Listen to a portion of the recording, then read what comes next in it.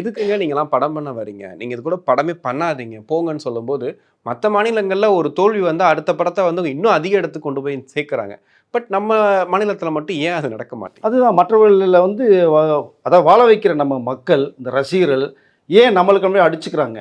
அப்படிங்கிறது தான் மிகப்பெரிய ஒரு $1,000,000 கொஸ்டின் மார்க்கா ஆக்சுவலி இங்க இருக்கு. விஜய், அஜித், ரஜினி இந்த சண்டை தான் போயிட்டு இருக்கு. ஆமா. கண்டிப்பா இந்த காம்போ நீங்க சொன்ன இந்த காம்போ தான் ஓடுது.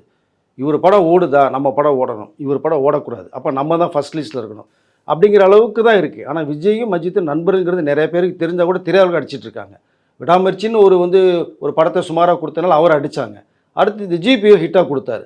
ஒரு படம் வெற்றி தோல்வி அமைய தான் செய்யும். அது சகஜம். அது எல்லாருக்குமே அமையும். ம். விஜய் சாருக்கு நீங்க திருமலை படத்துக்கு முன்னாடி 7 படம் கன்டினியூஸா ஃப்ளாப். திருமலை படம் தான் ஒரு மாஸ் கமர்ஷியல் ஹிட் குடுத்தாரு. அதுக்கப்புறம் தொடர்ந்து ஹிட்.